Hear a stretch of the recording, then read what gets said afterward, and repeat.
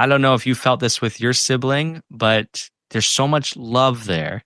But then they go and do something that makes you so mad that you have to hit them, as Sanda does. He hits Gidorah with a tree because he ate somebody, and Sanda just can't get it through his dumb brother's skull. Stop eating people.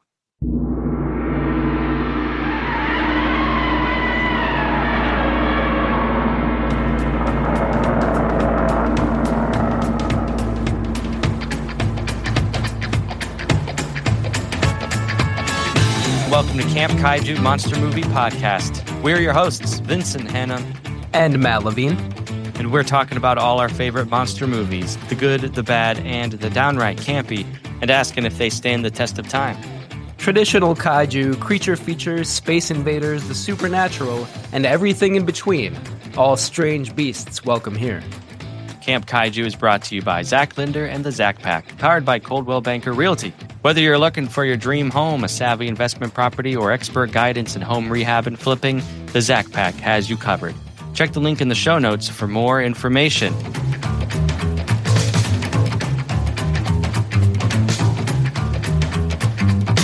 The War of the Gargantua. It began with a mysterious, wild storm at sea, and before the night was over, the whole world would hear of the terror of the Gargantuas.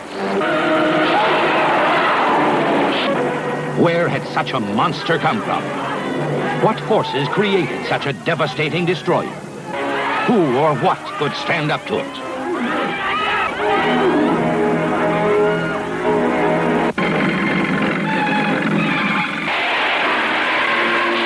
him have it. Armies fought the monster with million-volt laser beams. Hey, look! Another one now! You'll see all of their terrifying battle to the death when you come to the greatest monster movies ever made, The War of the Gargantuas and Monster Zero. The war has begun. Shots have been fired. Laser cannon tanks are firing. And some gargantuas have appeared. What are we going to do about that? Oh, I think all we can do is sit around and wait for the good one to defeat the bad one. We have no other choice. In the meantime, don't go to a rooftop nightclub, whatever you do. Especially if there's like 60s-ish pop singer singing like a very terrible American song. Don't do it. Just don't go up there. Avoid airports. Avoid mountain lakes. Yeah. Airports and subways. Like, you just can't go anywhere, basically. Oh, that's right. Man, can you imagine if like you were really in Japan and all these things really happened? They got it tough over there.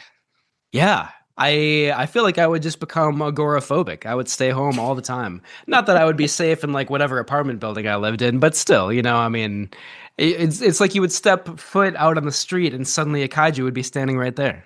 Honestly, don't live in Tokyo.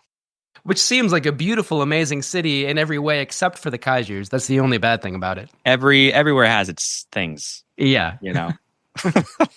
True. Well, how are you, Matt? I'm doing pretty well. It's early May in the Twin Cities, and it's beautiful outside. Yeah, certainly is. Summer's around the corner, but we are enjoying spring. The flowers are budding. I have a crabapple tree in my front yard, and the blossoms are out, and it's just nice to look at. It's my favorite time of year. Yeah, I mean, everybody just seems to have a smile on their face. They're finally like, you know, I mean, at least in Minnesota, it's been sort of nice for a while, but like people who have been cooped up all winter are like getting out there and going for runs and bike rides and stuff. So yeah, it's the best time of year. Not too bad. Yeah. Well, we are talking about the War of the Gargantuas, or as it's also known, the Frankenstein brothers, Sanda versus Gidorah. But there are a lot of differences, listeners. We will mostly be talking about the widely available version that is on HBO Max through the Criterion Channel, Janus Films, and we are aware that that is the international dub, and that there is also an English dub out there from a 1970 US release. We have seen that, Matt, and we will talk about that version and all the differences and all the strengths and weaknesses that both cuts bring to the table. But mostly, I guess, we'll be focusing on, again, the widely available international dub. Yeah. Yeah, and they're significantly different, as you alluded to. Yeah, so we'll get into it. There may be some hot takes out there, listeners. Don't hate us too much. But yeah, try to channel your inner Sanda and be a nice, welcoming force for good as you listen to this, as you listen to us for the next 90 minutes. Yeah. Choose to be the kindly Gargantua, not the evil one. Right.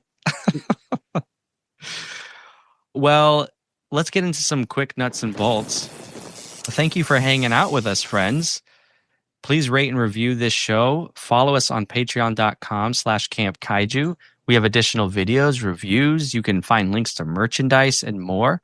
Other ways you can get in touch with me and Matt, campkaiju@gmail.com, campkaijupodcast.com, Instagram, and our voicemail number. That'll take you to the answering machine zone, and that number is 612-470-2612. A special thank you to our current Patreon members, Jason, Chris, Sean, Peggy, our anonymous patron, Superfan Don, Steffi, and Jim Cheney. We appreciate all that you do and all the insight you give us to make our show stronger. Yes, thank you so much. Oh, yeah. All right, well, it's still May here, and we've got some monster movies in the history of the world. Last time I think we talked about The Vulture, and still haven't seen that, but I'm still thinking about it. Nightmare Fuel. Same. We talked about Conga.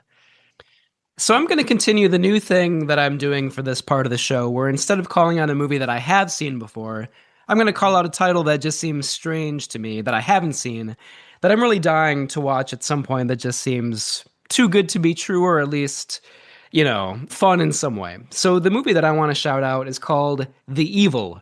This is a horror movie from 1978. It's by a director named Gus Triconis, who was also an actor. He was in West Side Story, The Sand Pebbles. He directed a couple movies. Some of the movies that he directed, he kind of made some exploitation movies, including The Swinging Barmaids, The Student Body, and Supercock. So those titles definitely catch your eye. You can bleep that out if you want to, Vincent. But this movie, The Evil, it's a horror movie about a psychologist, played by Richard Crenna of Rambo fame, and his wife. They turn a haunted mansion into a drug rehab center, unknowingly unleashing a demonic force. This movie looks kind of cheesy in the best possible B-horror movie way. Late 70s, like I said. Solid gore effects from what I've read. So yeah, I got to check it out sometime soon. Incredible. I heard so many connections to tonight's movie. West Side Story, objectionable language, and that'll make sense later on. We have some quotes from some folks who are on set with War of the Gargantuas, and they use some coarse language, at least in context with our dear family-friendly podcast. But no, that movie sounds fantastic. Yeah. For a kind of generic title like The Evil, it certainly sounds very strange. Right. Interesting. Well, I'm gonna, we also have a Frankenstein theme going on tonight. So I'm gonna shout out a movie I have not seen, but it's called Frankenstein and the Monster from Hell from 1973.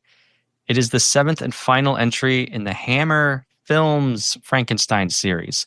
And this one's directed by Terrence Fisher with Peter Cushing in the lead. So I love that. Always here for a classic Hammer film. Yeah, same. I know we've talked about it before, but Hammer horror is like one of the, subsets of horror movies that I really need to explore a little bit more. Same. Slow. Ooh, you know what I just bought at a Half Price Books? I bought The Curse of Frankenstein, the first Frankenstein film from Hammer. That's a good one. So I haven't yet seen it. Yeah. Okay. Yeah. I'll be intrigued to know what you think. I also picked up Dawn of the Dead on DVD, which I was surprised to find because I don't think it's readily available on any format. But I found a used copy, so I bought it. Nice. Have you seen it before? Yeah, but I found some version online that was like 3 hours long. It was some extended cut that I honestly feel like dragged the movie down overall with like a Mhm. lot of extra stuff. But this DVD is like a 2 hour runtime. So I just want a nice tight story. Yeah, yeah. Cool. I feel like that's the ideal one to see. I feel like I'm in the minority where I like Day of the Dead a little bit better than Dawn of the Dead, but both certainly influential. And Night, they're Oh, of course. it's an incredible trilogy. Yeah, and then the more than a trilogy because it continued with Land of the Dead and Diary of the Dead. Land of the Dead is good. I don't think I ever saw Diary of the Dead. No, I haven't either. But you're right. But those first three, anyways, can't go Those are wrong. those are the classics for sure. Yeah. All right. Well, how about hungry? Are you hungry? Are you? Coincidentally, I am, but I also would like to hear more about this title that you have listed here. This is a new movie coming out. I thought it was a joke, but it's not. It is a killer animal movie. It's a British film coming out this summer called Hungry. Can you guess what the animal in the movie is? The killer animal in Hungry. A bear? It's the same maybe body shape as a bear. Less hair, more aquatic. Huh, a manatee? No, think rivers more than the ocean. A beaver? Much bigger. You want one more guess? Sure. Well, I don't think I know. An alligator? It is the hippopotamus. Oh, okay. Oh, I get it. Okay, now it makes sense. Yeah, yeah. Adapted from the board game, I would assume. I'm actually unclear on that. I don't know if it's just like a tongue-in-cheek title or if it's some bizarre adaptation. Yeah. But Hungry is a real movie about a group of people who go off into the swamps, I think, of Louisiana, and they run afoul of killer hippos. And there's a great tagline in the trailer where it's like, because hippos are plant eaters, they don't eat meat. So like this scientist, he's all beat up. There's a hippo like pounding at the door to get in, and he says to the woman, hippos, they don't eat meat. So when they kill, it's for fun. Amazing. I love that. Hopefully that's the tagline on the poster too, because that's perfect. Yeah. When it comes to streaming, I'll watch it. Yeah. Yeah, that sounds watchable for sure. Are hippopotamuses, which I think is the plural of that word, are they in Louisiana? I didn't think they were, but maybe I'm wrong. No, they're not. So maybe, I don't know, in the movie, maybe they're escaped from a zoo or something. I don't know. Gotcha. Yeah. Cool. Yeah. Well, color me intrigued. Yeah. We don't have to go too in depth, but I found it pretty interesting. I shared this with you that Joe Dante recently presented an original uncut rough draft of Gremlins, some private screening. But he talked about how this rough cut, and he prefaces it by saying that in this version you're about to see, like, some scenes aren't even finished. We just have like title cards and whatnot. But he said that there are new characters that didn't make the final cut. He spends an hour on character before a gremlin even shows up. I just found that really, really fascinating. Yeah, I read a little bit more about that online too, and yeah, it makes me wonder if like there will be a new re-edit on like a Blu-ray or something coming up soon. I kind of doubt it. I haven't heard anything about that, but I hope so. Right, because what we see theatrically is still pretty dang good. Oh yeah, so it's not like I need a new sort of director's cut or anything. Yeah, always interesting to see that stuff, especially from Joe Dante. It also makes me wonder what he's up to, like if he has any new movies coming out. I don't think he does, but we've talked about him a lot. I think one of both of our favorites here on the podcast. So hopefully, he has more movies in him. Agreed. And we can bring some more Joe Dante to the pod at some point in the future. Yes, please. All right, but what's coming up on Camp Kaiju? You have a second front opening in this war. Yeah, the war is continuing. In our next episode, we're going to be talking about The War of the Worlds, the original film adaptation from 1953. I'm sure we'll also be talking about the book, the radio adaptation, and the Steven Spielberg adaptation. But this one from 53, I still haven't seen, and I've always wanted to, so I'm looking forward to that. I think I saw it once, maybe 20 years ago, so I'm very excited. And for Patreon interested people out there, one perk if you sign up at the Patreon level, I do share occasionally radio adaptations of certain books, certain movies. So I'll definitely be sharing the Orson Welles on Patreon. Not that that's exclusive. You can YouTube it. But, I don't know. Just something if you want to join Patreon, you'll at least know you can go there to listen to it. Yeah, well worth listening to. It's so fascinating just to think about it coming out at that time in 38 or 39. I can't remember exactly when it was. 38, I think. Love listening to that radio show. Mm-hmm. And then after War of the Worlds, we're entering our Stephen King era. We're gonna shift gears here. We're gonna rev the engines a little bit. It's gonna be a kaiju killer car road trip again. And we're going to talk about Maximum Overdrive, a Stephen King story that was turned into a movie in 1986. King himself directed it.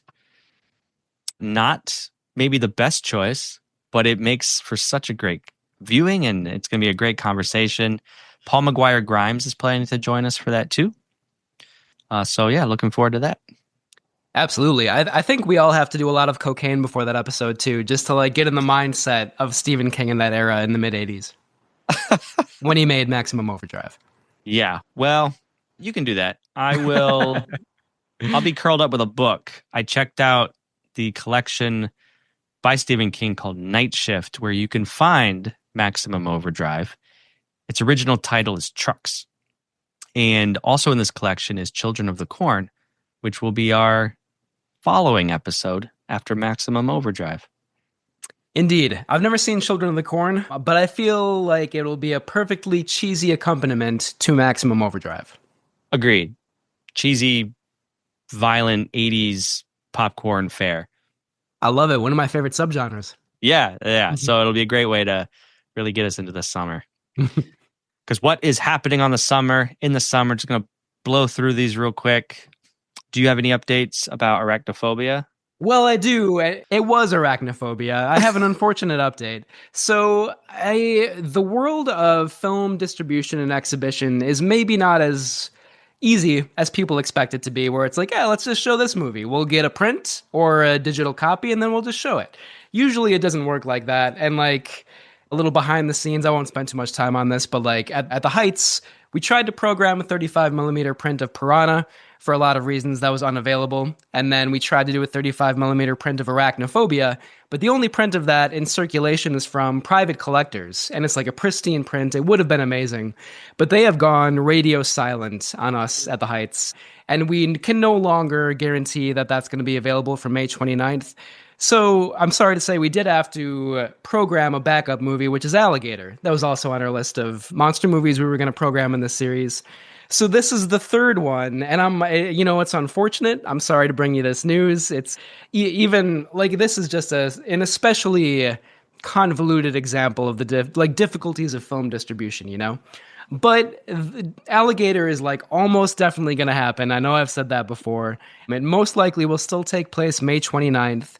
Check the Heights Theater website to verify that. That's heightstheater.com. But it should be Alligator in late May. Sorry for all the changes.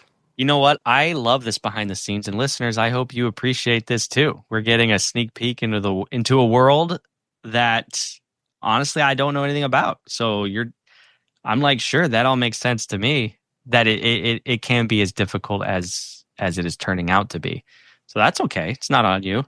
Yeah, thank you. Yeah, and it's about who owns the rights and what prints or what DCPs, digital versions are available or whatever.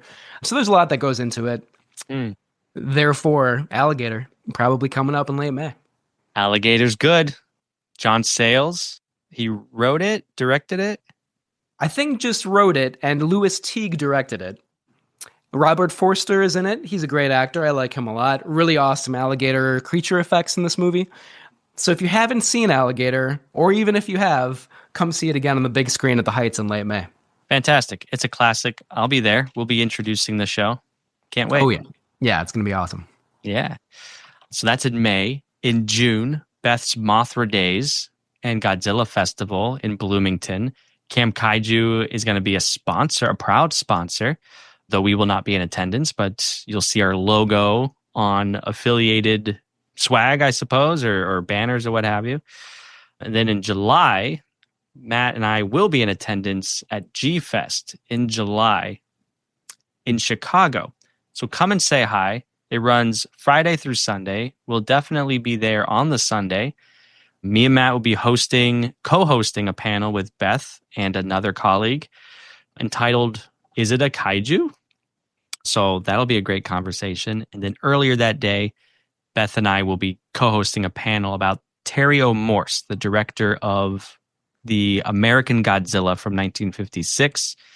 So yeah, if you're into that, people, come on by Sunday and just hang out with us. Hang out with us in the panel room, and I don't know, we'll all nerd out.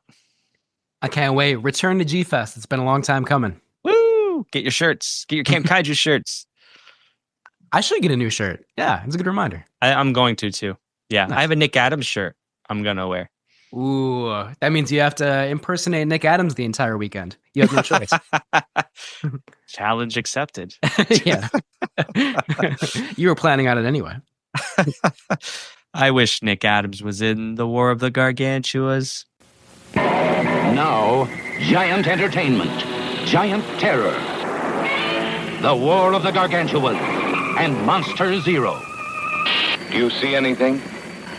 From a planet 50 million miles beyond the stars came a strange message. Lend us your Rodan and Godzilla to fight our Monster Zero.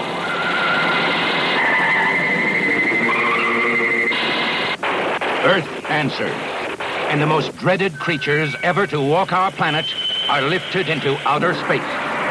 The stage is set for the mightiest battle ever seen by the universe in Monster Zero. All forces on Earth ready to attack.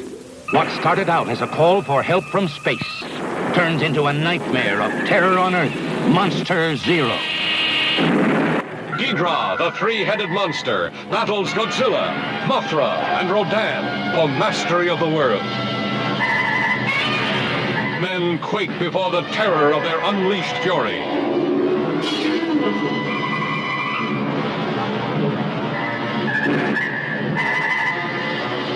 All new, all never to be forgotten. A new high in screen terror.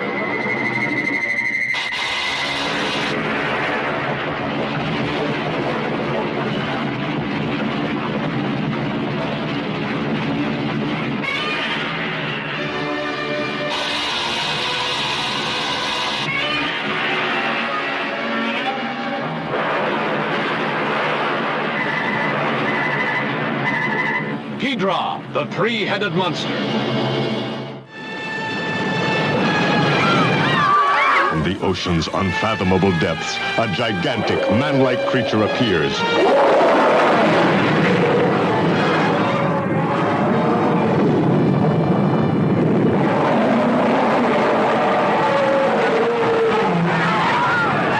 From the fiery depths of the earth comes a prehistoric mastodon of destruction. Never before has the screen known such heart-stopping terror. Starring Nick Adams. Well, I feel he's very important from a scientific point of view. I'd have to cut off a leg or an arm. Doctors, I won't let you conduct this test. Frankenstein, with the strength of 1,000 men. And every man's need for affection that makes him a willing captive. The chain hurt you.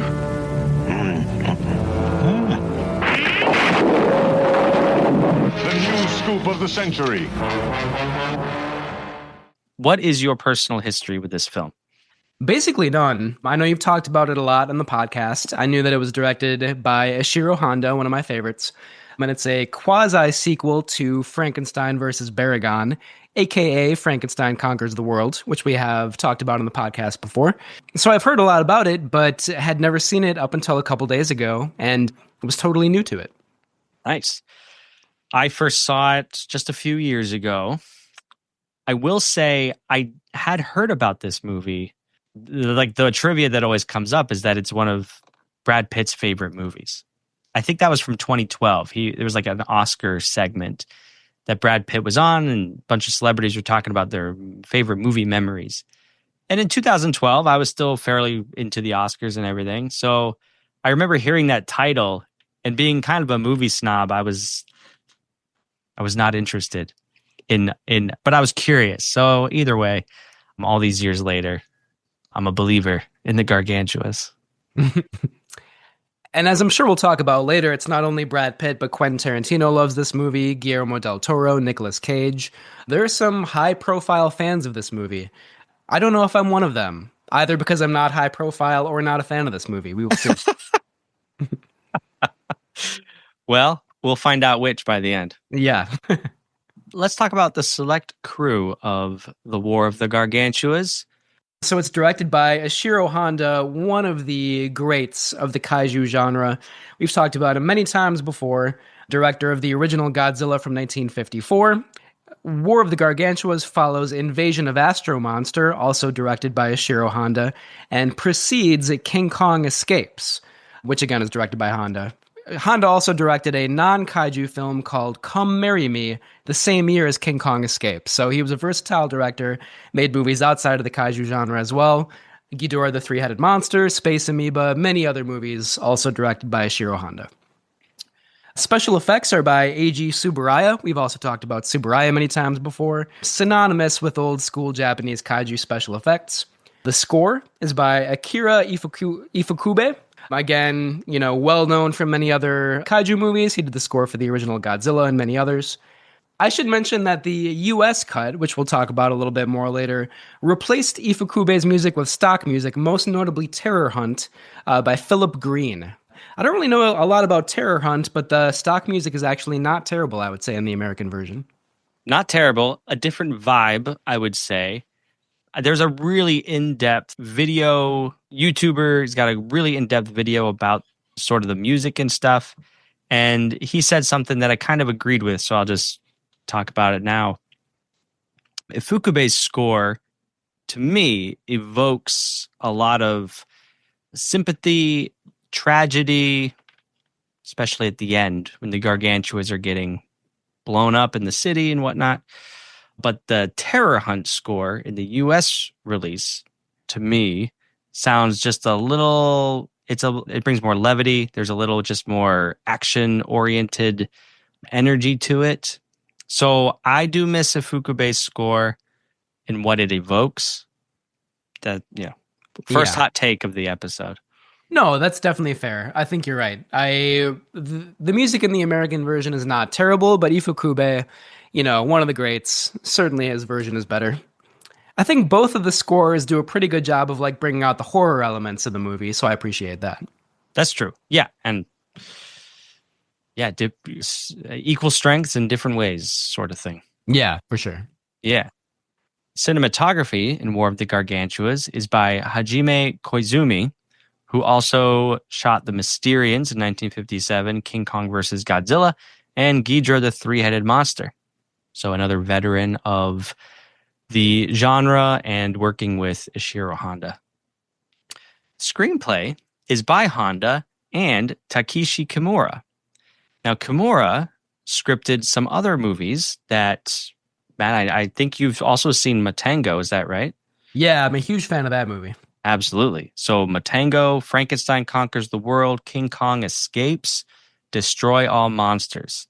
I found this really interesting because I think, let me just read this. He was a member of the Communist Party and also known for his dark and gloomy personality.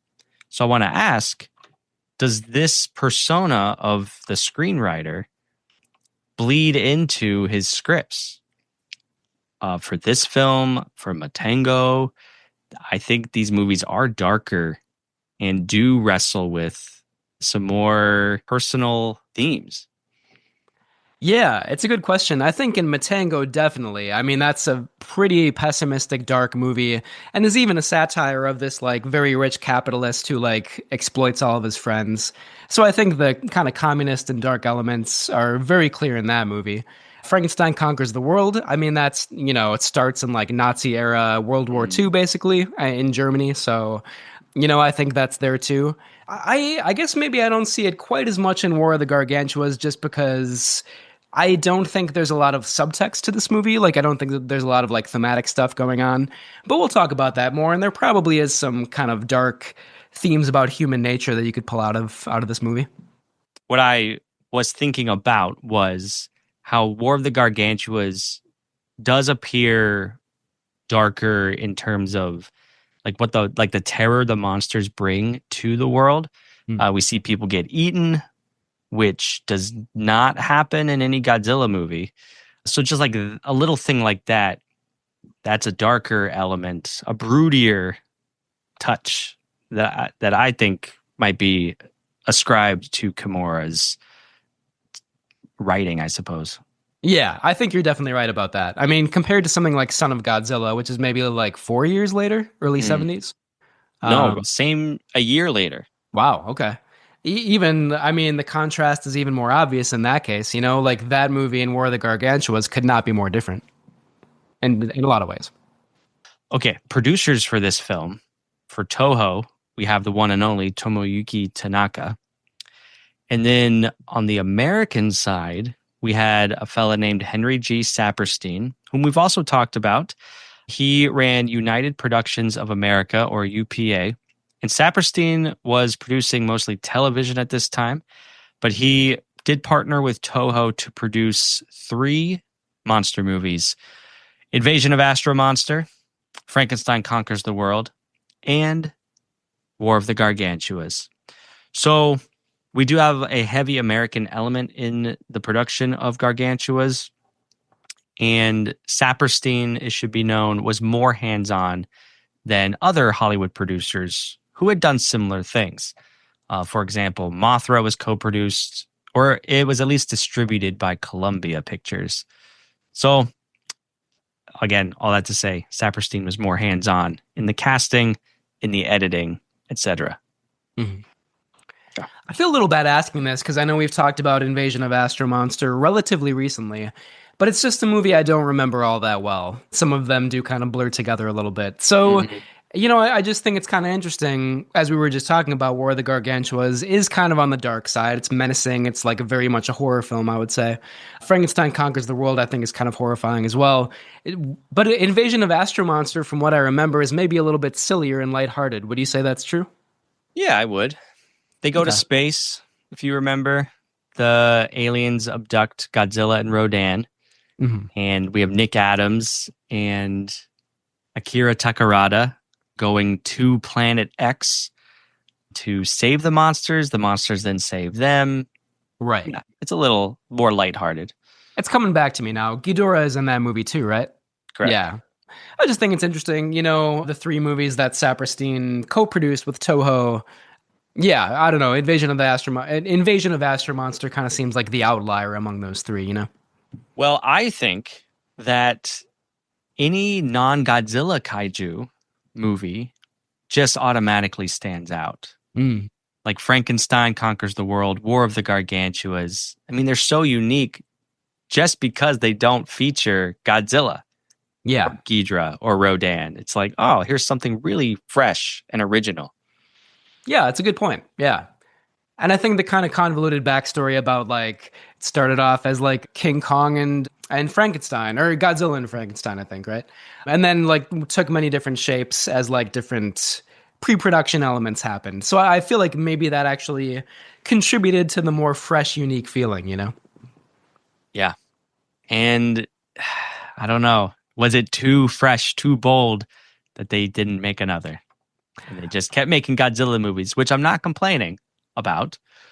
But, is there room for more original non-Godzilla kaiju movies? Many people would say yes. Yeah, I would say so. Yeah. Yeah. And of course, many of the later Godzilla movies are fresh and unique in their own way too. So, right. Yeah. Right. Well, let's talk about the cast, shall we? Let's do it. I can talk about Russ Tamblyn a little bit if you'd like. Go for it. So, Russ Tamblyn plays Dr. Paul Stewart in War of the Gargantuas. He's an American doctor leading the efforts to solve the mystery of the Gargantuas. Soft-spoken scientist, seemingly uninterested in anything going on. He was a well-known Hollywood actor. He appeared in such classics as Seven Brides for Seven Brothers, Peyton Place, being nominated for Best Supporting Actor, and appearing as Riff in West Side Story.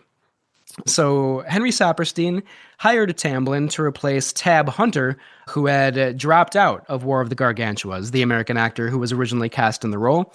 Tab Hunter himself was replacing Nick Adams, who had starred in the previous films Frankenstein Conquers the World and Invasion of Astro-Monster. So whereas Nick Adams was gregarious and committed to his roles, Tamblyn, by all accounts, was very difficult to work with on this project. He resented being in a B-movie and frequently ignored the script, making up his own lines. He would also just blatantly ignore Ishiro Honda's direction.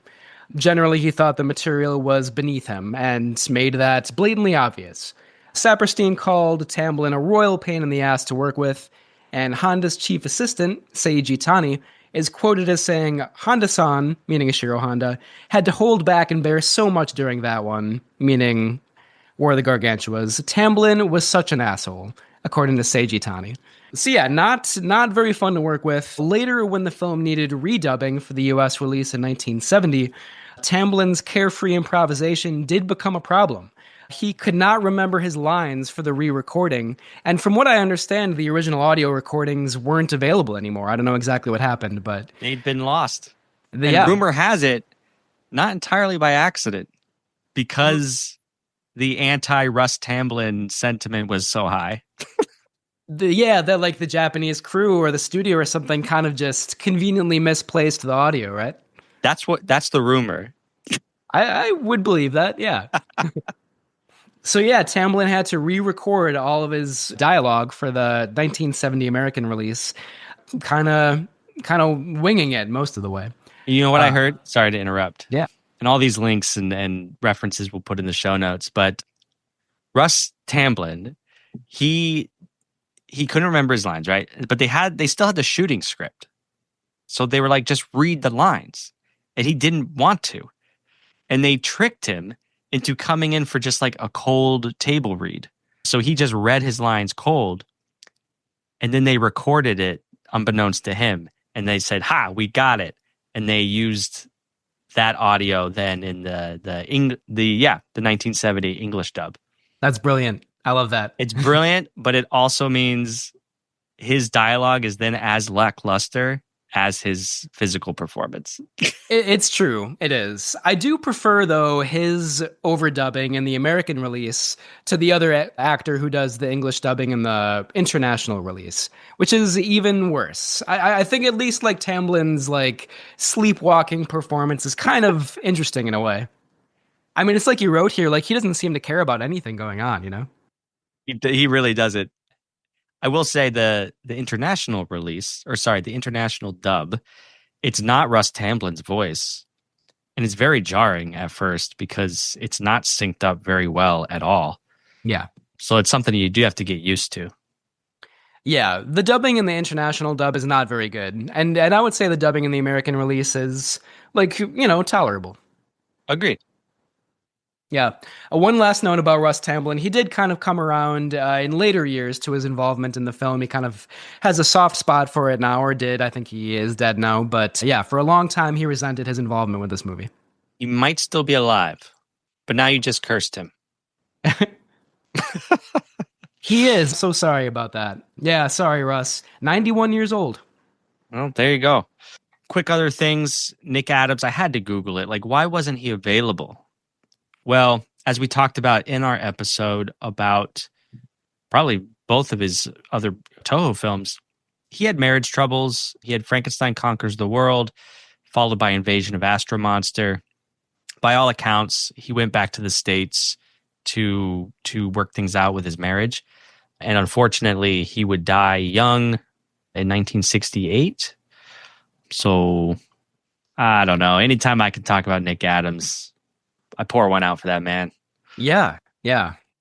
kind of a tragic story, but his presence in the earlier kaiju movies are worth cherishing. Yeah. Russ Tamblyn, on the other hand, he agreed to this project because his wife always wanted to go to Japan. So he said, sure, let's do it.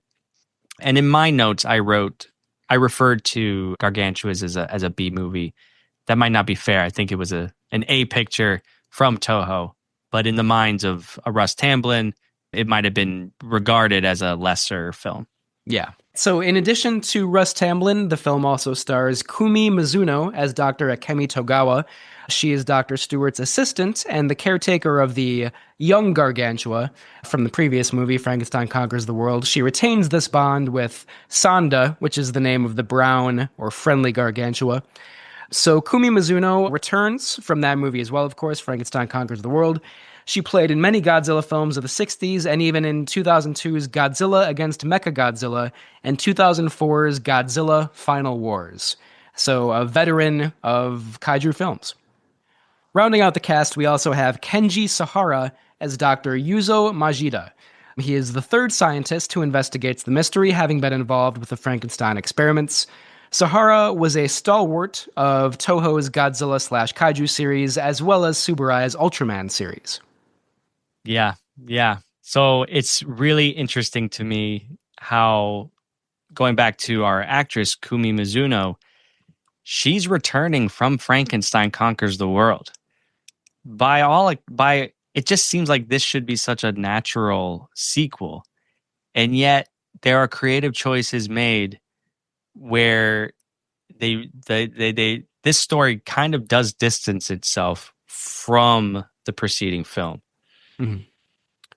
Yeah, I don't mean to get too much into my positives and negatives at this point, but I feel like this movie simultaneously is too connected to the previous movie and disconnected from it at the same time. I think this movie won't make a lot of sense if you haven't seen Frankenstein Conquers the World and know about the Frankenstein experiments and who these actual creatures are, because this movie doesn't really explain it at all, and the previous movie does a little bit at least.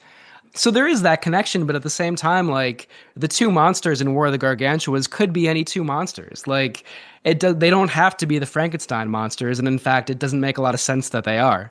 So yeah, I agree with you that it's a strange creative choice. They should have either made a stronger connection to the previous movie and done the work to explain that backstory, or just made a completely different film. Well, to ease your noggin, the 1970 US release removes all references to Frankenstein. Yeah. And it's that film that dubs them Gargantuas, whatever that means. But the Japanese script, they don't use Gargantuas. They call them the Frankenstein monsters. So maybe that's a point for the US release. I think it is, but even then it's even in the American release, it's what are these monsters? Where did this come from? What experiments are they talking about that all these scientists worked on in the past? So it does still allude to those things without actually explaining them, even in the American release. Oh, that's true. We get that little baby Gargantua in the flashback. And when you do analyze it, you're like, whoa. What is this movie? You just give us a tease of this weird backstory and we just go with it. But maybe there was something more to mine out of that. I think there was, yeah. Yeah. This is such a weird movie. Yeah. In good and bad ways, yeah. Right. Well, as we said before, the Gargantuas was made in Japan as Frankenstein's monsters, Sanda versus Gidorah. Sanda is the brown Gargantua, Gidorah is the green Gargantua. Sanda lives in the mountains, Gidorah lives in the ocean. The production backstory has to start with Mary Shelley, who in 1818, JK. You could argue it goes back that far. But we're going to speed things up a bit. Willis O'Brien, yes, he's back for a third episode. Yeah. In the twilight of his career, in the late 50s, he wanted to collaborate with Toho to create a movie called King Kong versus Prometheus. This was a movie. This was a concept O'Brien was working on. Prometheus was going to be some sort of giant stitched together monster.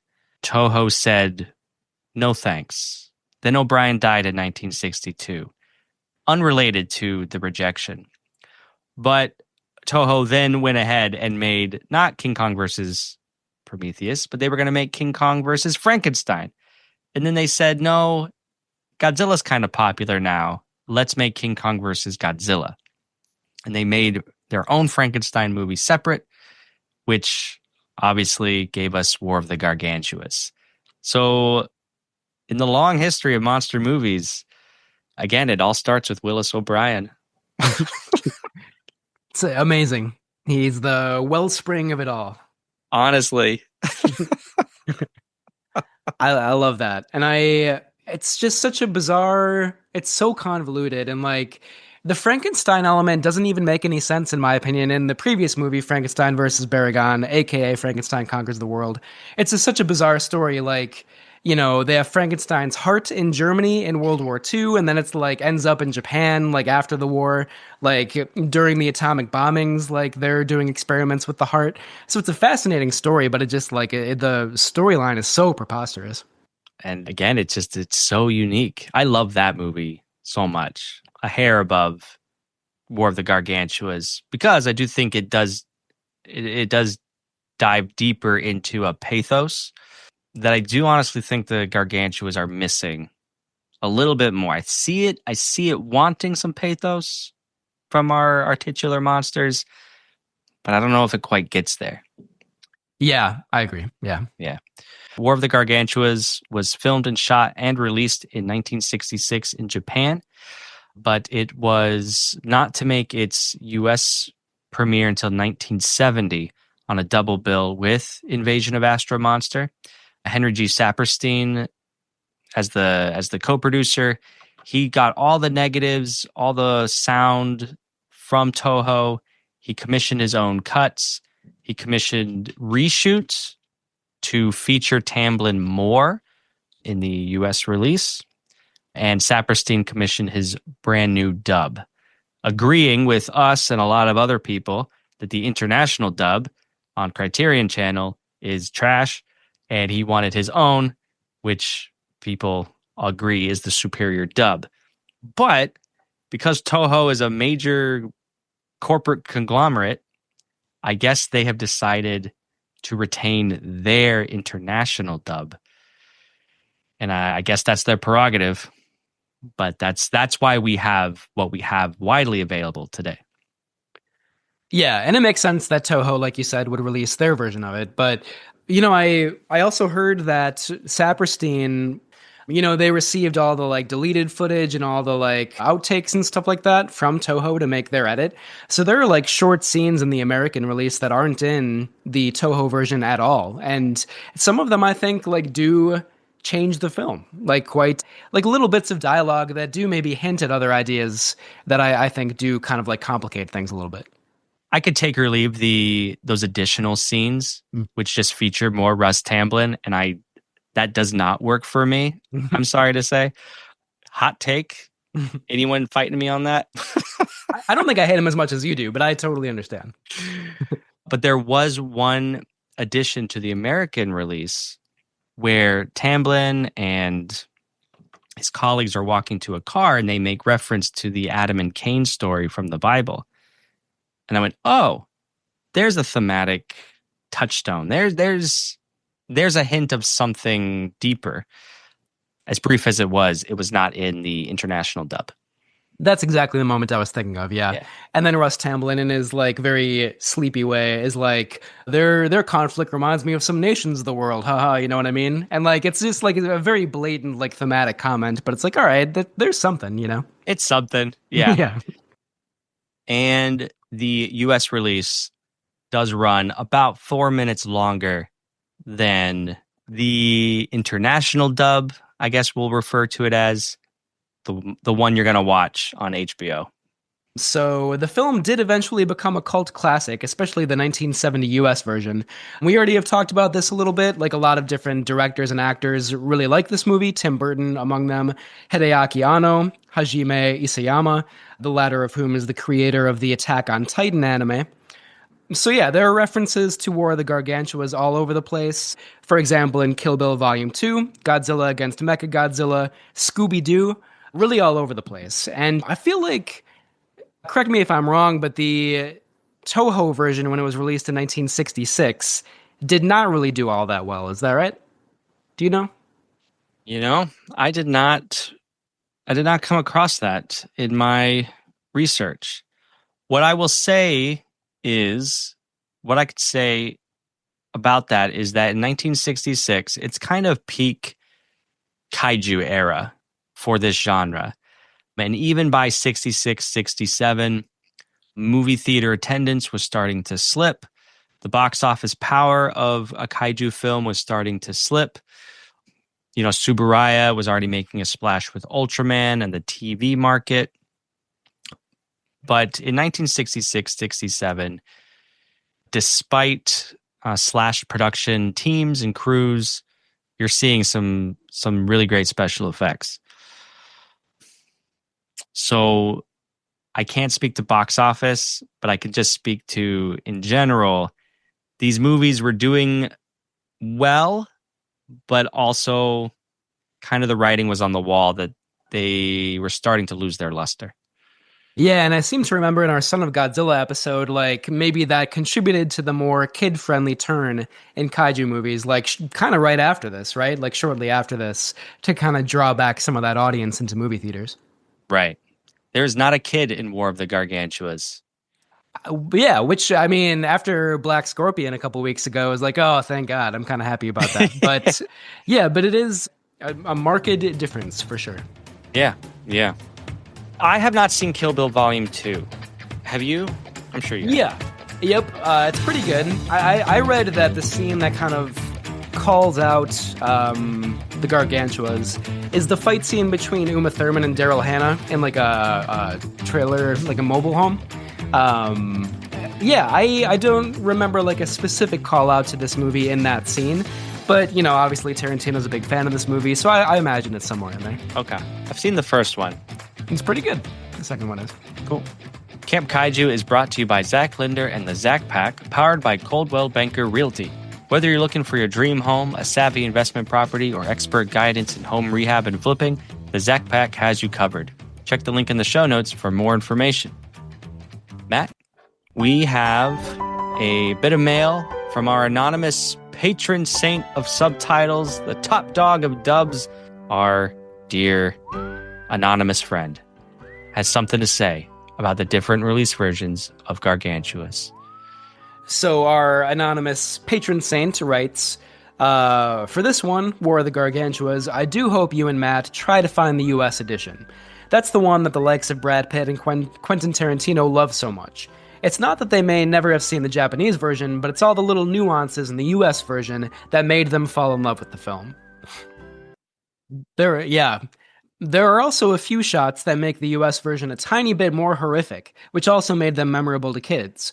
So please do search out the US version specifically to watch. All the places streaming it will have the inferior Toho dub and visuals. I'm sure there are copies out there on archive.org and on Dailymotion, which is the link that you sent me, Vincent. Correct. I'll do my best to link that as well. But yeah, thanks, anonymous patron. It's just a level of detail that I appreciate so much in discovering these films from so many different angles. Yeah, of course, like there are a lot of different kaiju movies that have like various versions and international releases, and it can be kind of hard to keep track of. So this is extremely helpful. And one thing we haven't really talked about is that the Toho version is like visually darker as well. Like the visual quality in the American re-release is, you know, is you can see more detail in the frame, I would say. And sometimes I think that's, I don't know, sometimes I prefer the darkness of the Toho version, but I think actually for the most part, even visually, I do prefer the American release. That's really interesting because I did not notice the darkness. I first watched it on HBO, the Criterion Janus release. And it didn't bother me. But then when I did check out the 70 release, I went, oh, this is brighter. And I don't mind that either. Give or take. Yeah, but it's a true difference there. Yeah. Surprising. Mm-hmm. Mm-hmm. Well, thank you, anonymous patron. And other patrons, keep them coming. But we do have something in the answering machine zone. So Steffi's call to action is working, people. Keep leaving those voicemails. Don't let her down. And we have a voicemail from Jim Cheney, another patron.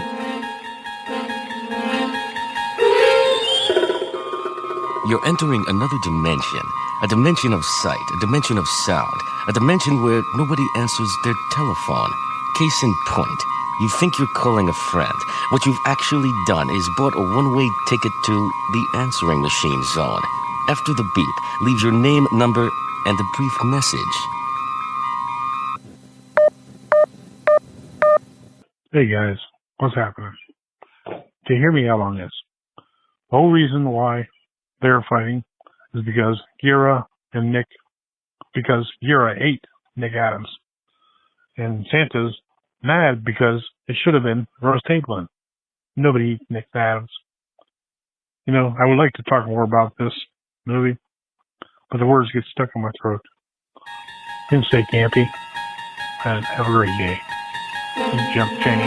Bye.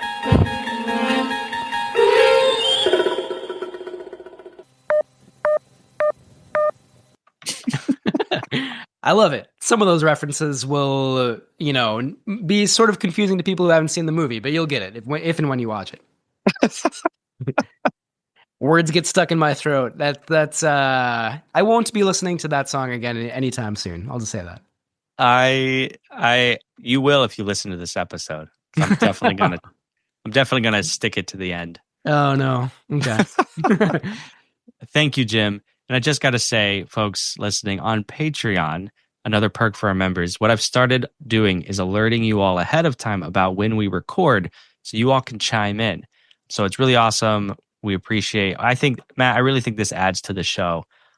Our anonymous patron adding true facts. And Jim is clearly an up and coming comedian. So yeah. He might have a good point about Nick Adams, like being eaten by Gidorah. That could be. I'd buy that. Oh man, no. Thank you all. And who can forget our original debonair devil. There it is. I was trying to think of something. Our original devil. I'm losing it. Peter Lorre.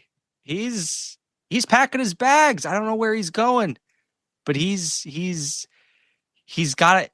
I received a message from him.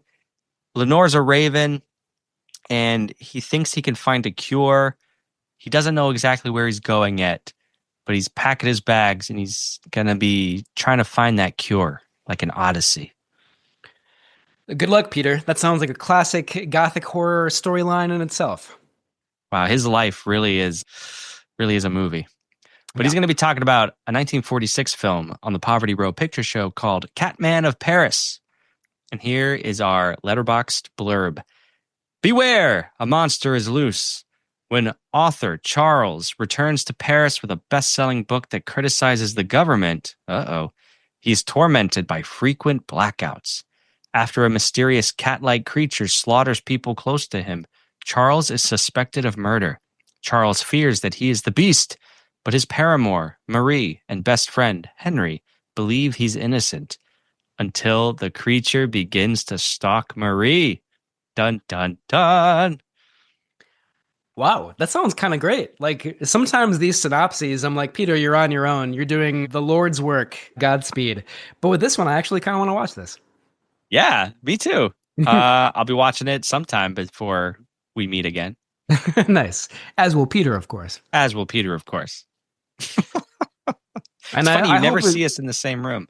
That is strange. Yeah. Something's fishy going on here. Something fishy's going on here. Maybe much like Catman of Paris. Who knows? The cat jokes could write themselves.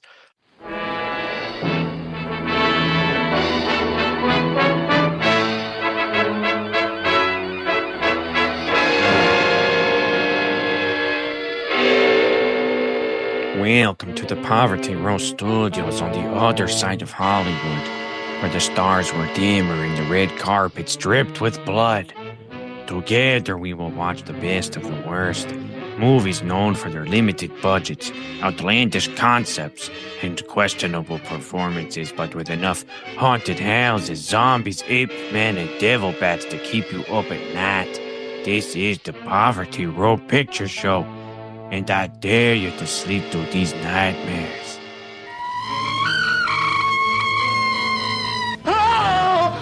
I am indeed your debonair devil of a host, Peter Lorre. You may remember me from such classic Bugs Bunny cartoons as Hare Raising Hare and Birth of a Notion. Now, believe it or not, but these depictions of me are but mere caricatures. You see, I am nothing like the hunchbacked, bug-eyed mad scientist that pop culture may have led you to believe. No, dear listeners, I have a heart. I have feelings. I love to munch on fish heads in the night, but hey, who does not these days? Oh, Lenore does not these days. Will you just look at her? Look at her through that window across the street, over at the top of the tree, over yonder. Yes, Lenore roosting in her branch, in the moonlight. Oh, you see the love of my life, dear listeners, my beloved Lenore, so cruelly turned into a bird by the monster movie gods. Well, I suppose it could have been worse. She could have been turned into a cat man, and we could be in Paris. Aw, jeepers creepers, I almost neglected tonight's installment of the Poverty Row Picture Show. Yes, we are discussing the 1946 picture, The Cat Man of Paris. A murder mystery with a monster cut from the cloth of cat people, the Wolfman, and other psychological horror thrillers of the time. And while naturally, Catman is not anywhere as technically well made as those other films, it does hold some true campy gems worth noting. Not to mention, the on-screen murders show a level of bloody violence that was not so common in 1946. I know, I was there, in Hare Raising Hare. Anyways, Catman of Paris, at a mere 60 minutes, leaps to the upper levels of the Poverty Row ranking. Now sure, it has its slower moments like they all do, but overall it is a relatively entertaining picture. Now whether or not that is always intentional is a different question. Nevertheless, behold the Catman, and behold Lenore, the bird woman of my dreams. I must continue to pack my bags, dear listeners. Yes, there's a long journey ahead for old Peter Lorre as I seek a cure for Lenore, somewhere in the cosmos, somewhere beyond heaven, somewhere, wherever this strange signal is being transmitted from. Well, until that day when I figure it out, we will be back next time on the Poverty Row Picture Show for a little movie called Valley of the Zombies. Ha-ha!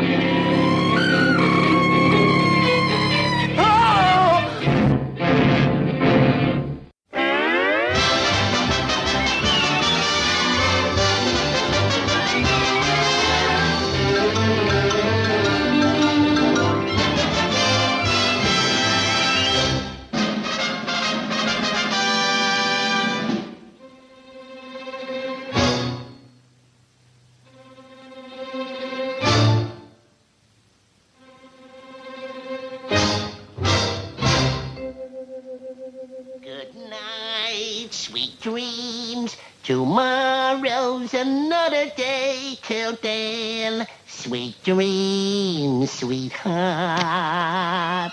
I don't know, but did you ever have the feeling you was being watched? Being watched, he says. Patience, little one. Your dinner will soon be here. A nice, tender little rabbit. You know, I could have sworn I was being watched. Yeah, but I guess it was just my imagination. Well,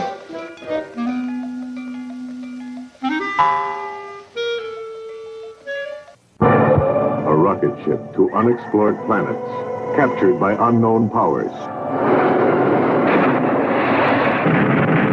Yog, monster from space.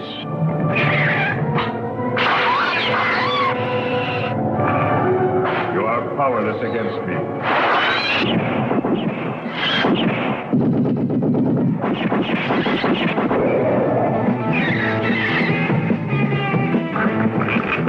An irresistible, terrorizing monster. The unconquerable. The unbelievable.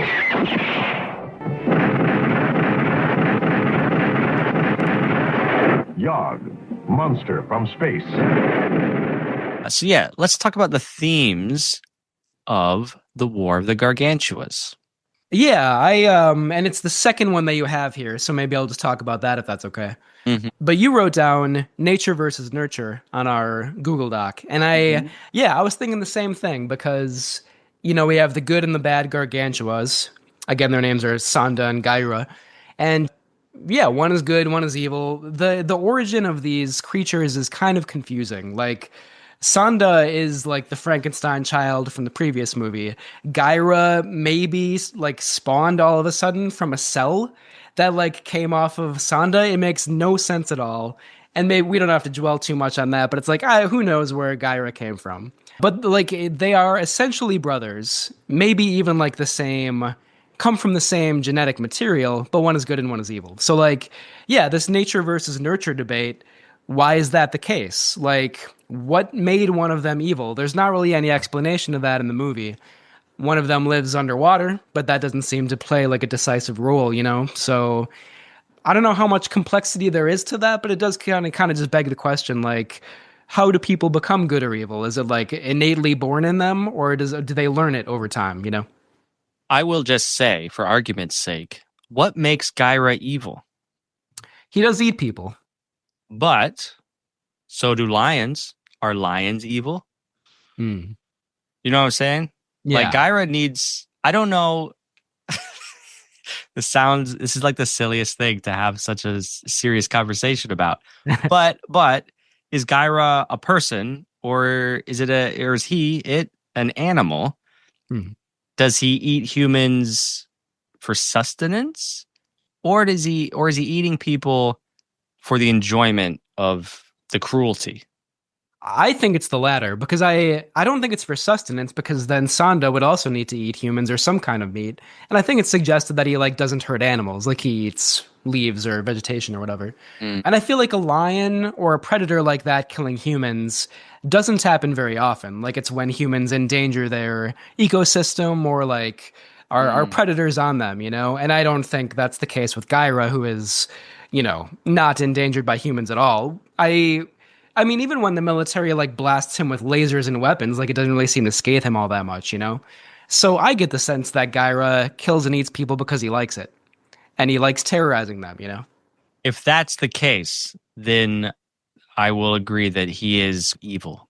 I mean, that's at least what the characters in the movie say, but you're right that we could push against that.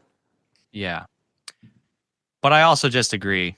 Yeah, he's the bad Gargantua. Yeah, right. One's good and one's bad. Yeah. I mean, that is the, I think if there was one thesis of this movie, that is it.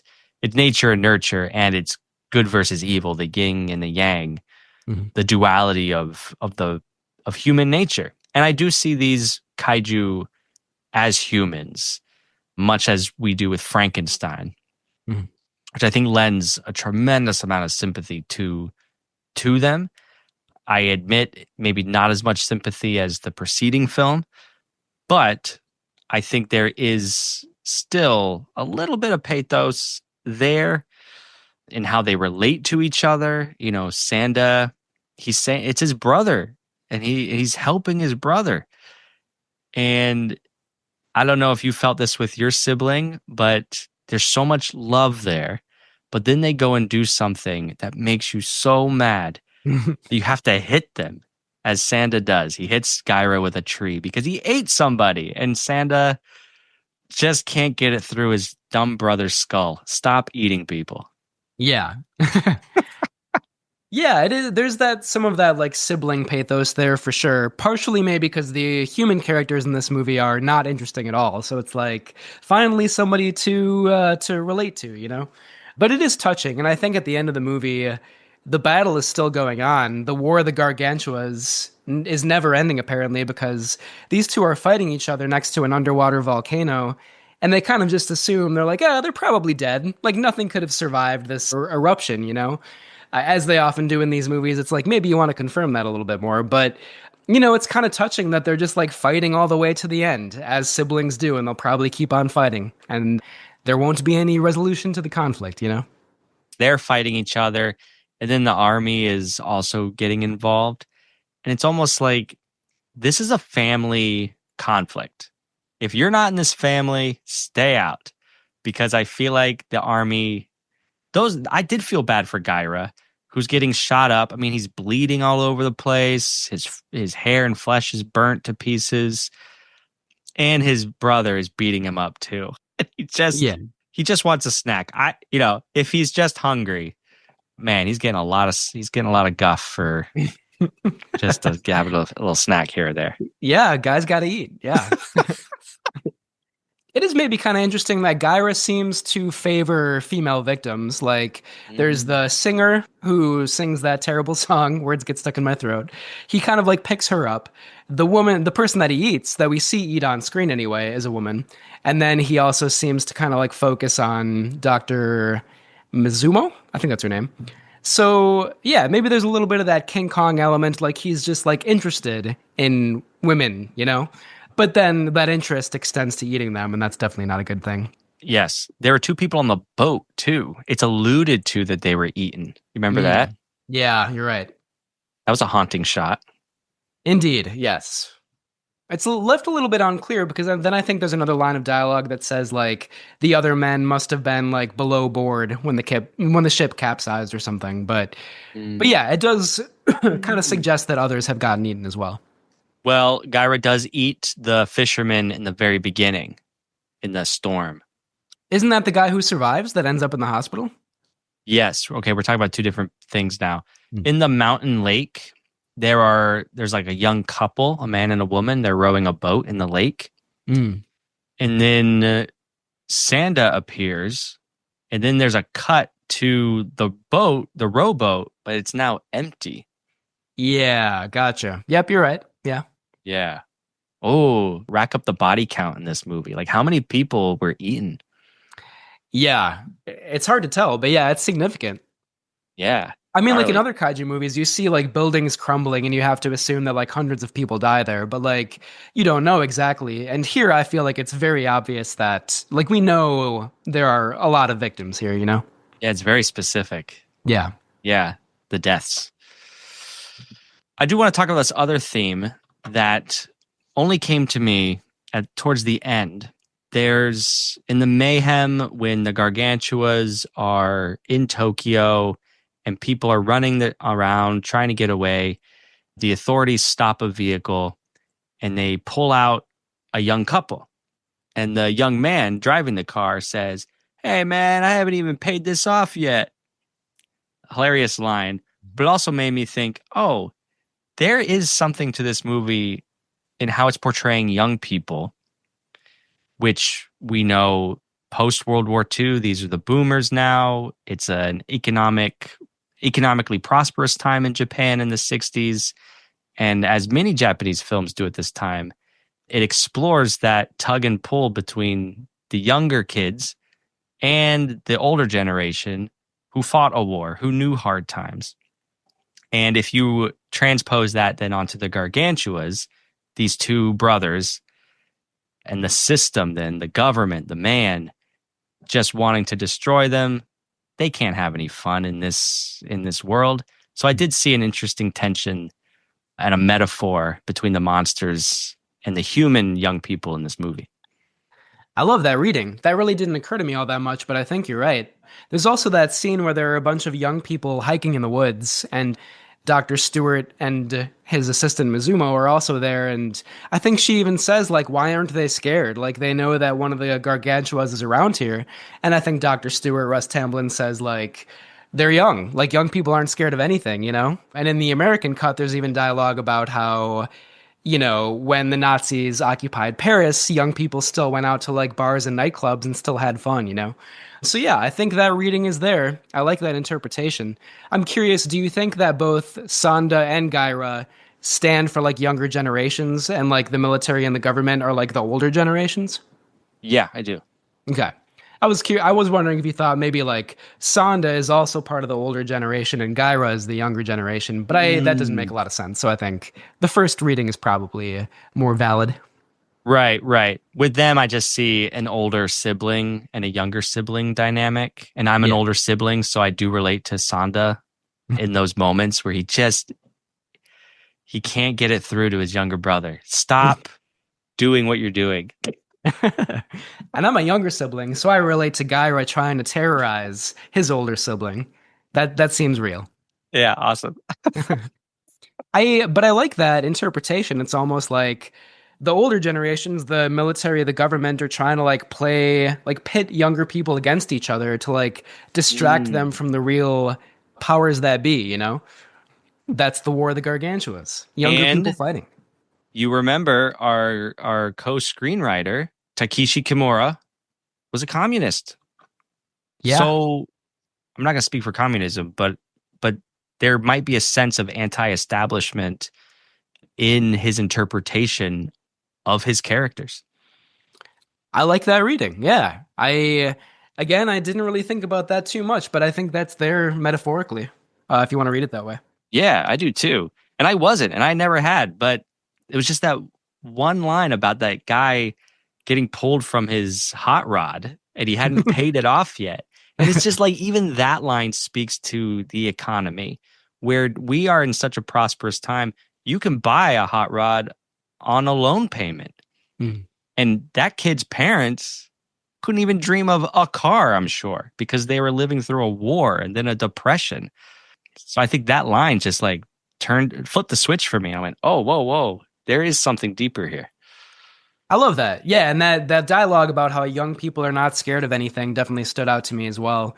And I think also just like some of the depictions of like, you know, a rooftop nightclub, like when Gaira shows up to like attack the singer. Before then, it's like young, fashionable people who are just out for a good time, you know? So that element is there in the movie. Yeah. Cool. I like it. Yeah. Maybe I'll talk about how beautiful and striking parts of this movie are. I think, you know, as often happens with Ishiro Honda, he's just a great craftsman and a great stylist. I love how this movie does lean into horror. There are some very scary parts of it. The opening scene where Gaira is like running through the water after these men who are trying to swim away from him is very scary. It's like a dark shot, and like we just see Gaira like pumping through the water, and it's very menacing. So I love the horror elements. I think there are a lot of individually striking scenes and images that really stood out to me. Another one of my favorite examples is Gaira. It's after a battle, and he's kind of like, he's very wounded, and he's kind of recovering a little bit, and he's like in a stream, or more like a river, I guess, that's running through the woods, and it's like a semi-slow motion shot of Gaira just like writhing in the water, and there's like mist floating across the screen. It's gorgeous. Such an incredibly beautiful image. Like, just the formal style of this movie is my favorite thing about it. And it's not hard to imagine, like, again, Tarantino or Brad Pitt or whoever it is, like, watching this as a kid and being so scared and just, like, compelled by the images that they saw. That's not hard to imagine. But there are some other elements in the movie that don't work for me. So, again, the formal style is kind of the best thing about it, in my opinion. Couldn't agree more. I think the opening of this movie is electrifying. I mean, we're in the dark, stormy ocean, but it starts with a tentacle coming through the door. And like, just, you talk about craftsmanship with Honda and Kimura and just building the tension. We start with a little threat of the tentacle. The threat gets bigger now. We see all the tentacles. The threat gets bigger. We see a giant octopus. The threat gets bigger because now a gargantua is rocking the boat. And then it gets bigger when the gargantua is running down our swimmers. It's just really well crafted to build the horror. Keeps you on your toes. I love that opening scene. I think the miniature work in this movie is so good. It's so well lit, and it's just, I can't put my finger on it, but like the airport scene, for example, we have Gidorah running down the tarmac, and we see these exquisite models of airplanes and the grass, the turf, and the building. And I know it's shot on a soundstage, but I'm completely lost in the illusion with the miniature effect work. Great. Yeah, totally agree. I'm glad you mentioned that scene of him running on the airport tarmac. That's my second favorite part of the movie.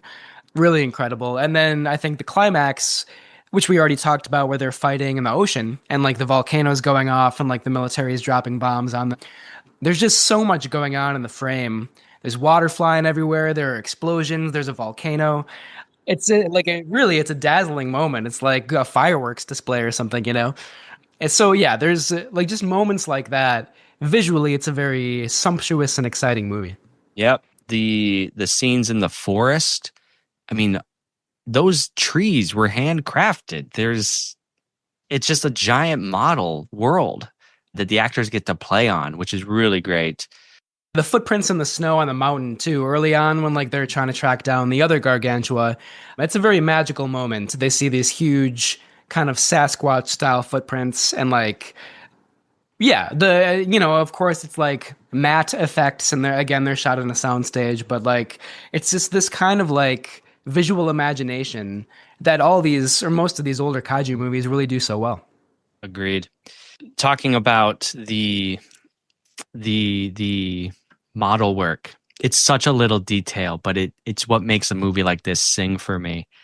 In the hotel room, Dr. Stewart's hotel room, he opens the window, and 9 out of 10 times in a movie this old, the cityscape you see in the window is just going to be like a matte painting.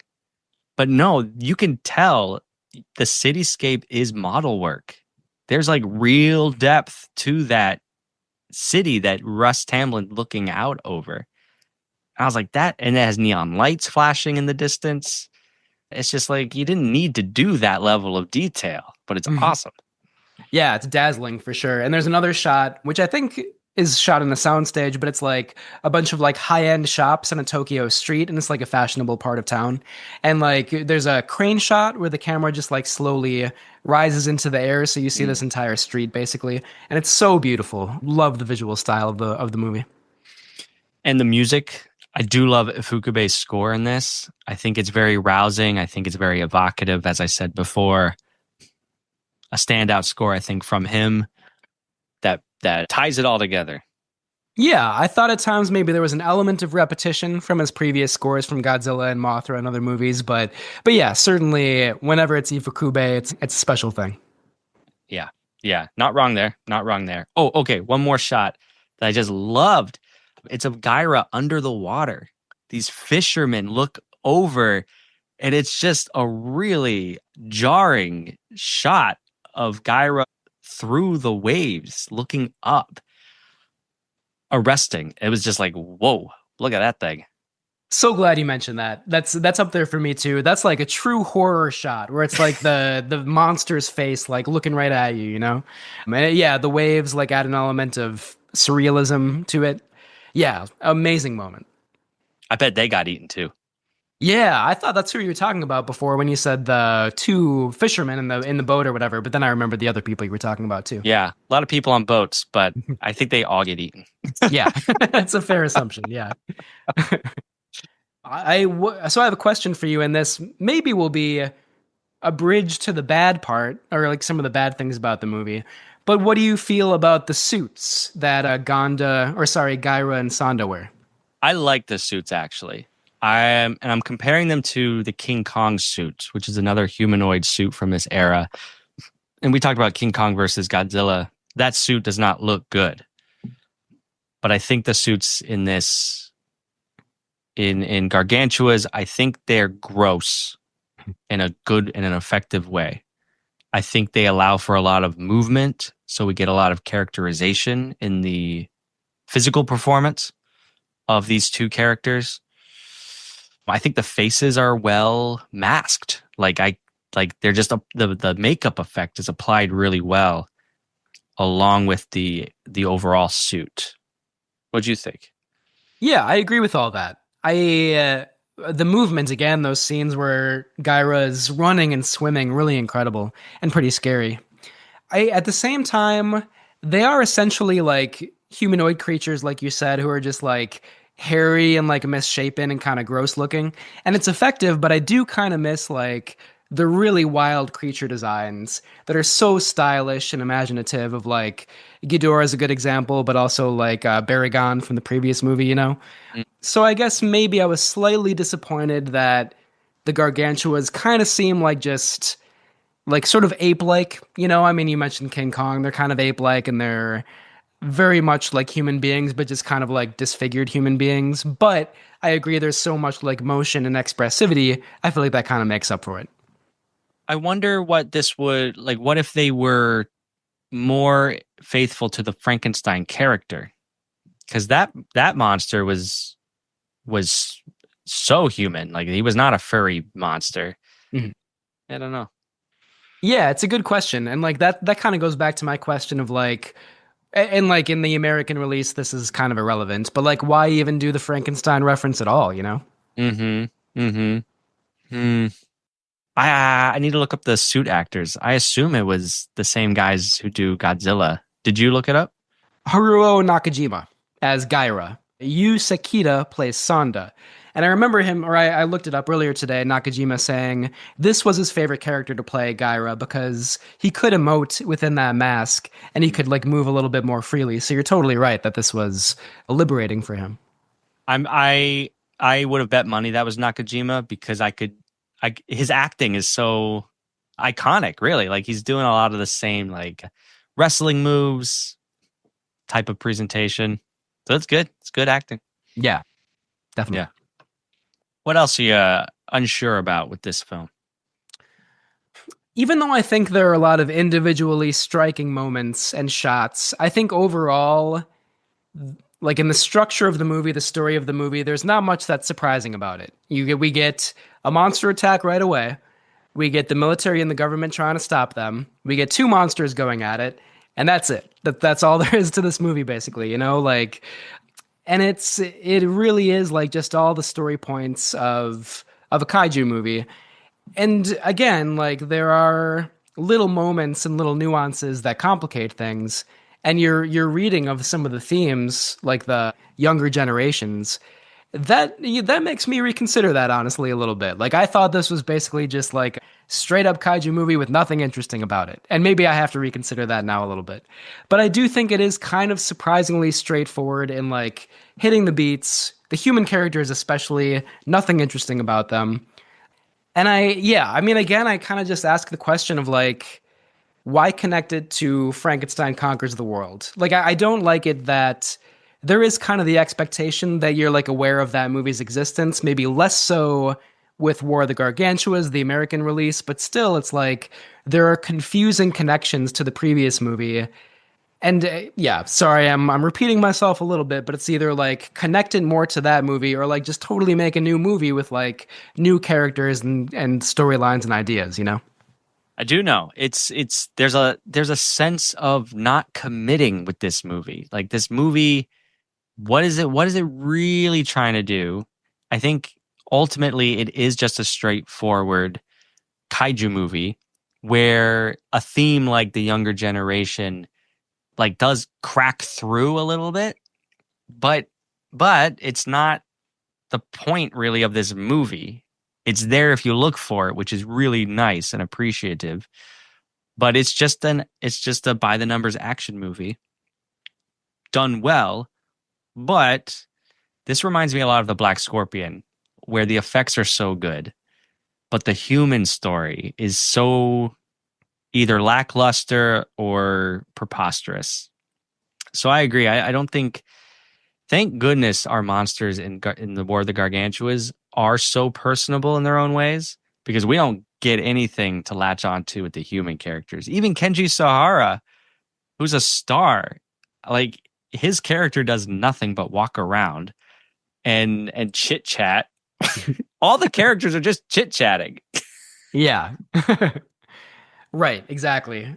And I guess we should talk a little more about Russ Tamblyn too, because like it's a big hindrance. Like he's so uncharismatic in this movie, It's sort of to the extent where I'm like, this is almost interesting how much of a blank slate this guy is, Like interesting in the sense of like he's not even trying to make him a compelling character, So rarely do you because yeah, he visibly, now this reminds me of Island of Dr. Moreau. There were actors in that movie who just showed up, just said the lines with zero emotion and collected a paycheck. And that's what Russ Tamblyn does.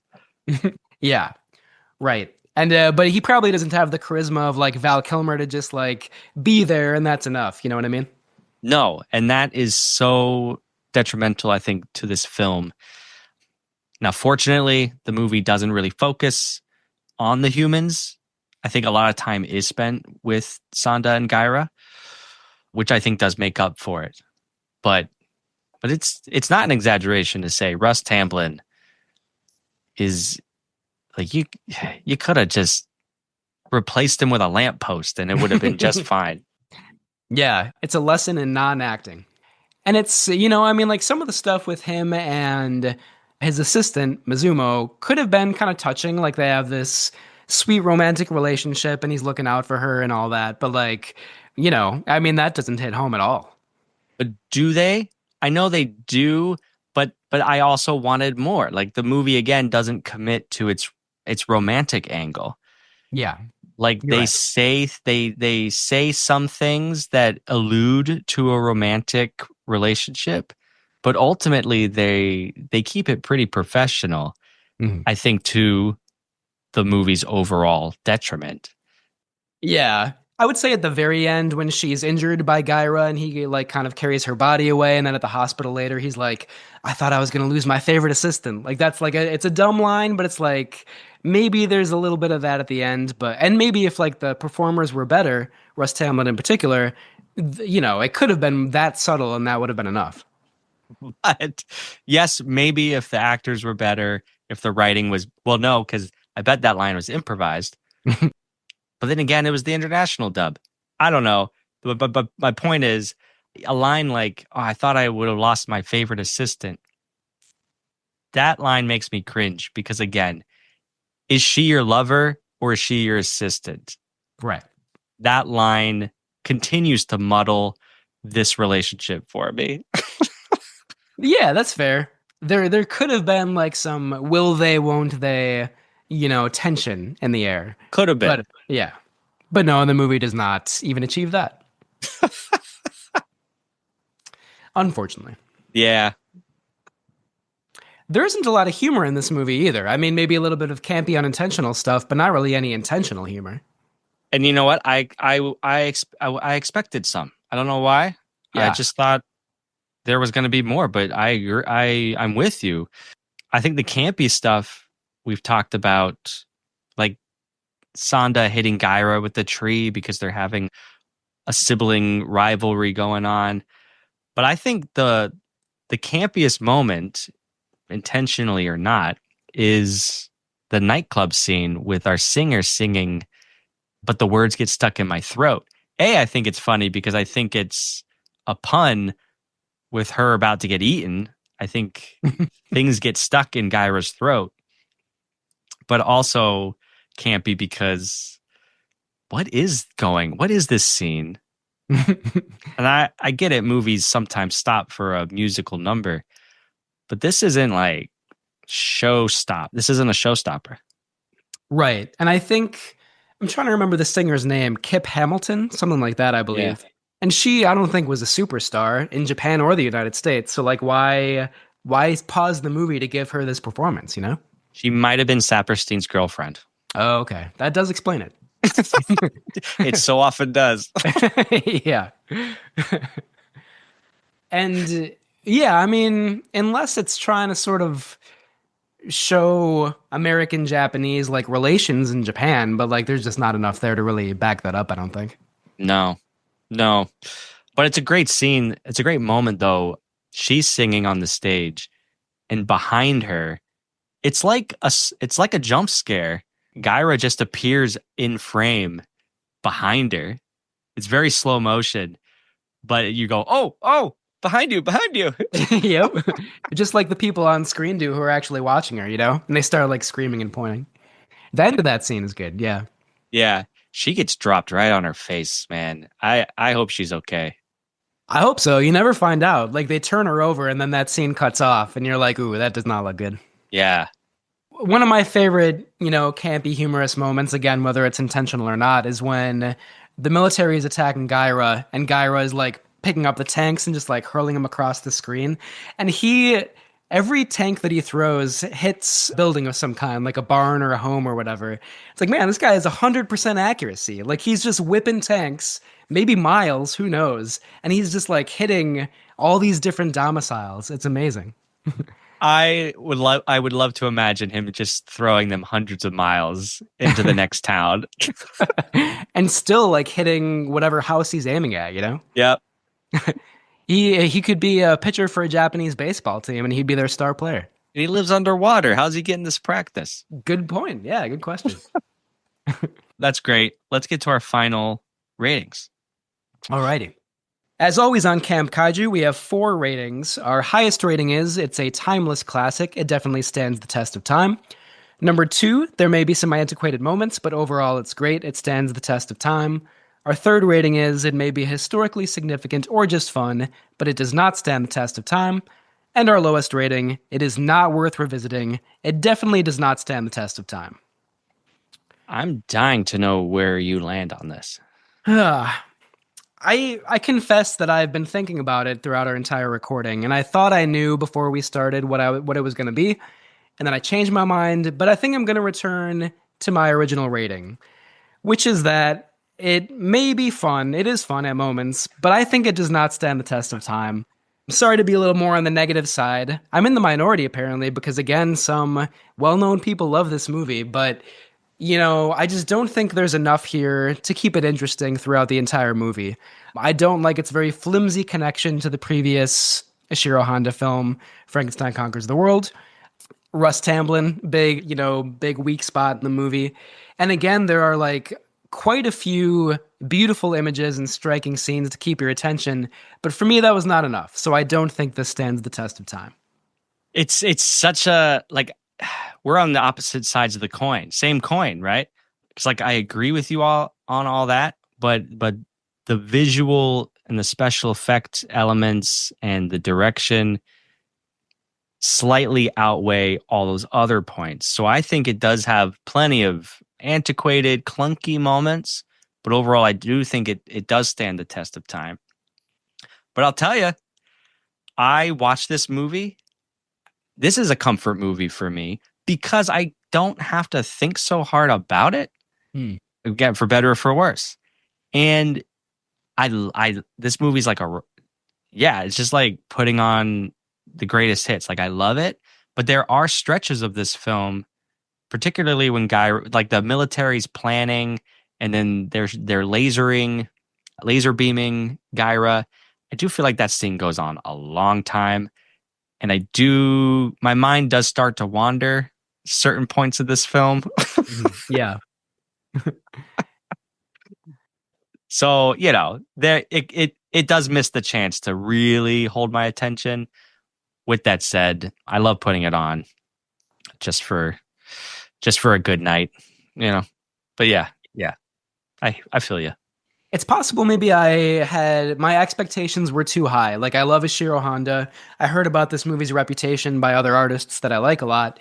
And maybe I was just expecting too much and I was let down a little bit. But I feel like maybe what you just described was my experience with Space Amoeba, another Ishiro Honda movie that I loved. And like within the first 5 minutes, I was like, I love this movie. I don't care what happens next.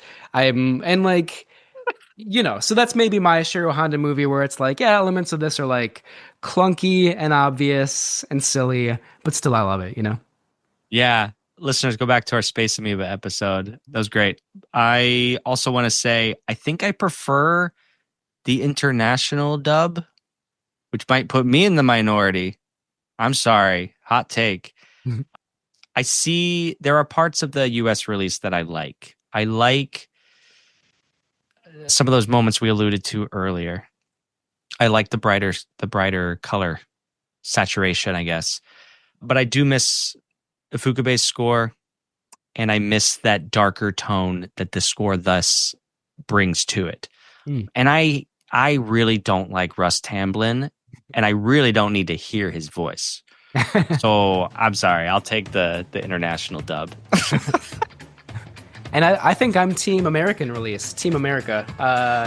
Yeah, I slightly prefer it, and even though Russ Tamblyn's vocal delivery is not very exciting, I do prefer it to the poor dubbing on the international dub, I would say. That's awesome. I love it. So which Gargantua won? It was a tie. Yeah. You and me, we came right down the middle. As reflected in the movie, there's not a winner in the movie either. Exactly. So listeners, you be the tiebreaker.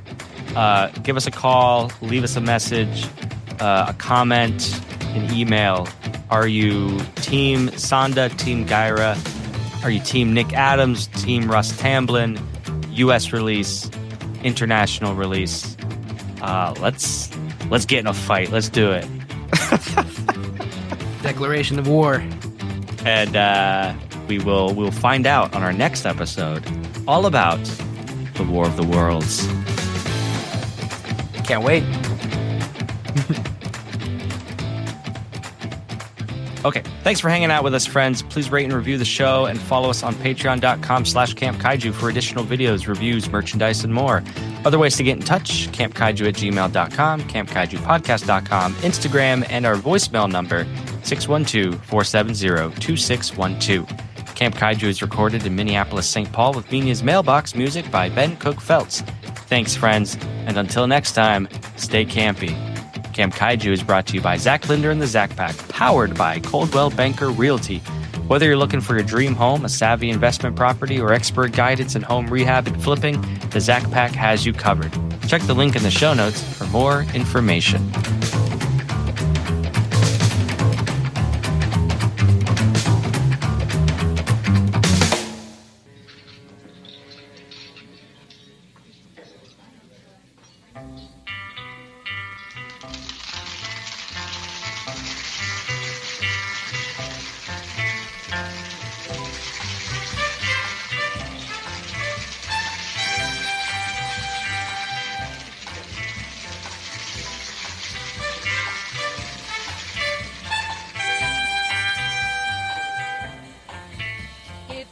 Could only say the pretty words that I feel in my heart. If my voice could make the sound, I would tell you how I love you and we'd never be apart. But with just one look into your face, my mind starts to drift right into space, and the words get stuck in my throat.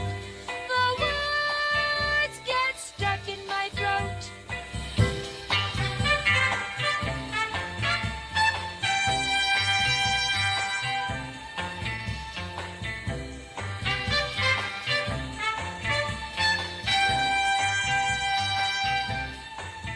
If I had a hidden microphone inside of my heart, I would turn the power on. It would amplify my love for you and swear to always love you, and you'd never be gone. But with just one look into your eyes, I become excited, and it's no surprise that the words get stuck in my throat. The words get stuck in my throat, and every time I try to call, I can't speak at all because the words get stuck in my throat. The words get stuck in my throat. The words get stuck in my throat.